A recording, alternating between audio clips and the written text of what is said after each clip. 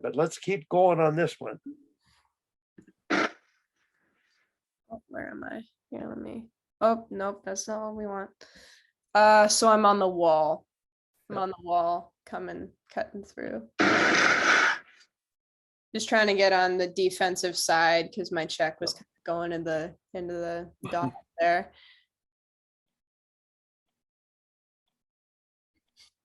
So here I actually I mean I wasn't back in time. So I was too focused, getting up there that I got beat on a pinch, I think. Yeah. So I got beat on that. So I realized I'm a forward now.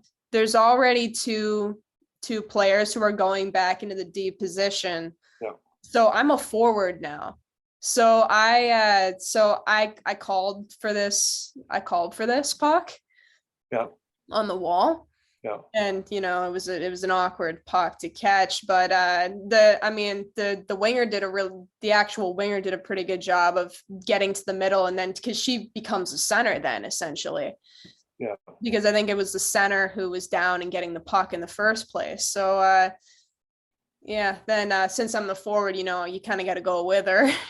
Yeah. If I'm gonna be the forward, you kind of got to go all the way. Yeah. And then, just getting back and reassuming my defensive position, get into full on like box out mode, bother her a little bit, and then just stay with her. So here I'm in, there's nobody behind me. There's nobody looking to go to the net. Basically my checks here, she's going off, I'm pretty sure. So I figure there's no point in me staying back at the net. We already have support here. So if the puck does come out this way, I'm in a good position to jump up, in a good position to get up in the play. But also if it turns defensively, I have my check. I have I'm in close range to cut the play off before it even reaches the hash marks or the net. Yeah, so then it comes out, and then here we're on a change. I'm the last one back. This is essentially like a 5-on-1 here. But what I really noticed with playing here is just the coach has really drilled into us, headman the puck, everything going north, find whoever's furthest up the ice and send it to them. So I figured out that if I just attach to the player who's furthest up the ice, because if she's playing by those rules, she passes it here. But I'm right up on her, so she can't do the team system. So then she has to make a play that she doesn't want to make. And then, I was trying to change here, I'm pretty sure. So I think that's why I'm so far back. But I end up getting back up. Yeah, I was trying to avoid that whole situation of having to switch sides. But see, that's the case where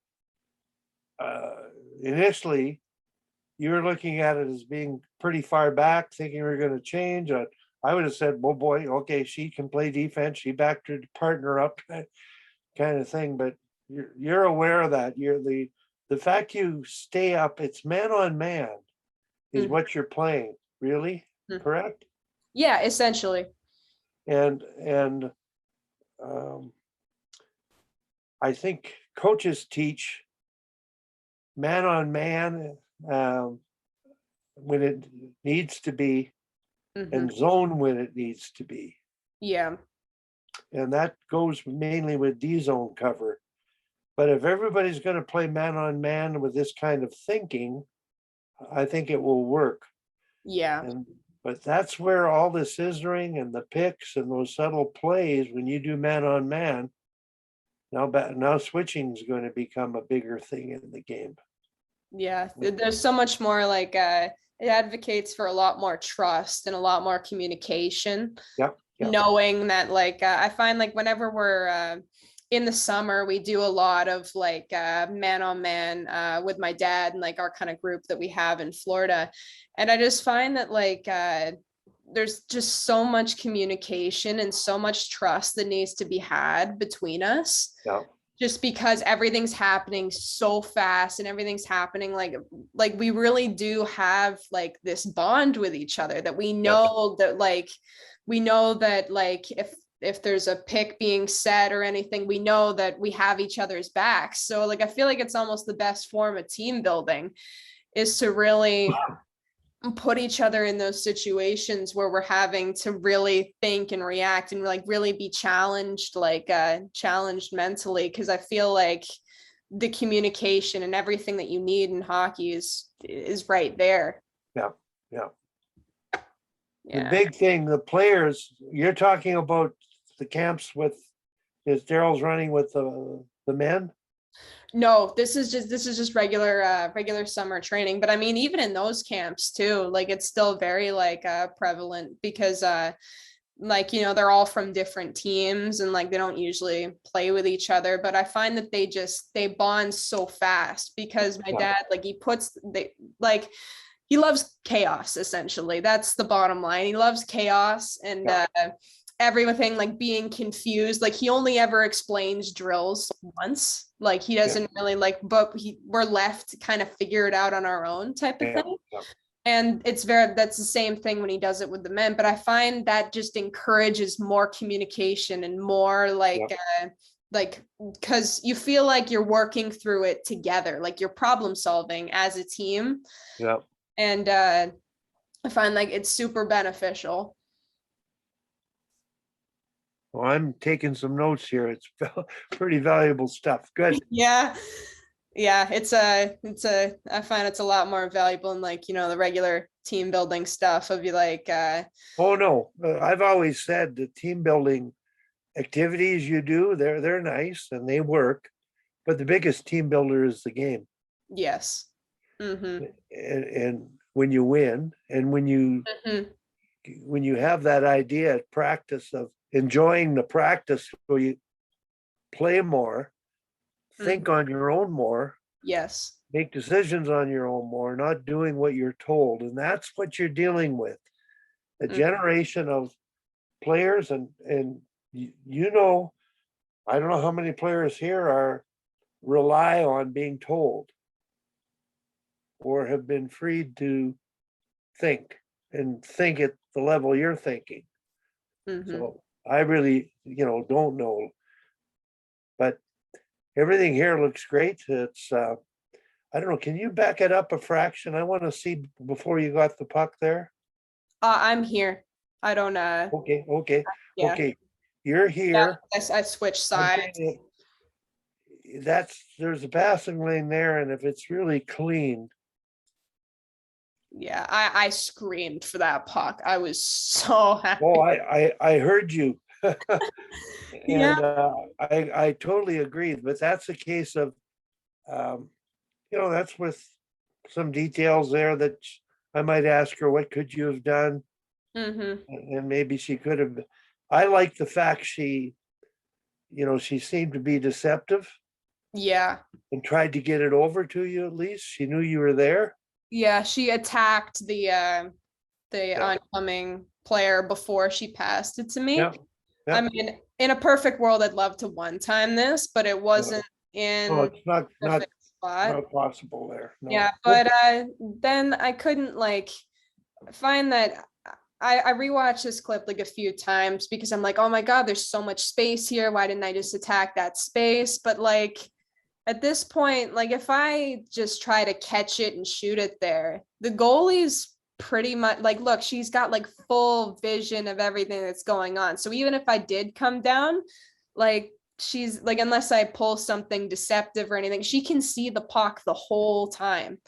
Yeah. But I find like if I come out, look, there's so much traffic in front of the net. Yeah. And so then, I mean, I, of course, could have been a harder shot. We're working on that. We'll get there. But yeah, the traffic doesn't really go my way, but she's so disorganized now because she can't see what's going on. Yeah. So I felt like it might have been a more dangerous shot. Yeah. Because she has no idea where the puck is and what's going on. Whereas like if I'd attacked downhill as I initially like hoped that I would have, like she would have been able to see the puck the whole time. And then we don't have the numbers. We don't have the numbers in front of the net because this girl's doing a really good job of boxing out. So even if there is a rebound, it doesn't look Yeah. like we would get anything off of it. So yeah, that's You why back it up a little bit. I'm just trying to think, and I'm not sure I think quick enough. But when you get the puck, Mhm. the player on the wall, if you become a threat, I don't know if the player on the wall would come open. Her. Yeah, Yeah, probably. I don't know. It's Maybe that. Yeah, I'm just because saying yeah, the idea of everybody getting on the same page, and she just sort of took a position where you couldn't do anything. mhm, And something down the road where forwards coming up, D going down, being more engaged. Those are good. But great decision making. Like I say, talking to you this game, I gave you more pluses than positive. I would have given you probably 4 or 5 from listening to your explanation of what you did. mhm. And that's the real most important thing. Coaches need to hear the player's explanation. Yeah. They do. You mentioned Barzell, Mhm. and I scouted him when he was a Bantam at the Bantam tournament, and we were recruiting to take a group of under 15-year-olds Mhm. to the Salzburg tournament, Red Bull tournament, and he was the number one choice, and he was just so far ahead of everybody else that I never realized he would be that far ahead to be that good that early in the NHL. But he's light on his edges. He's accelerating when he's coasting. He's just does so many things well. Oh yeah. This is a great shift. Did everything right, and Mhm. always from the point, you don't shoot to score, you shoot to facilitate a chance to score, and Yeah. that's possession. And like Daryl wants is that possession, create opportunity, and uh, opportunities from the top to score are more to create opportunities to score. Yeah. Yeah, and here I was looking at, I mean, everyone's down at the goal line. I don't know what they're doing. They're all down there. So there's no point in me being all the way back here. So I figure that, like, I don't know, maybe if she finds a seam, I mean, it would be hard, but because she's on her backhand too. So, but if she found like a seam here, like that'd be perfect. And then I always try to position myself on the backside where I'm looking at an empty net. Yeah. Like here, the goalie is so focused over here. So if it does come out, I have a better chance of scoring just because I won't be shooting it back into the goalie or anything. No. But anyways, it doesn't come. And so since she's moving up, I kind of have to move with my partner to figure that out. And I thought that she was gonna shoot. Yeah. I thought that she was gonna shoot. So I decided to take down this backside because there's so much space. And if she does shoot that and it comes out over here, I would have so much space to use that. I mean, you could argue that, like, you're kind of leaving her with a 3-on-1 if this doesn't get through or anything. But I thought that she was going to pitch it down, which she does throw it back down low. So then I kind of became the support where if she gets that and she puts it to me. So I tried to be that support, but it doesn't really work out. So I just try to recover and be another option for my partner again. And then hinge back because she's moving out. So being that safety net. Yeah, and then puts me in a good position to change. Yeah. Good job.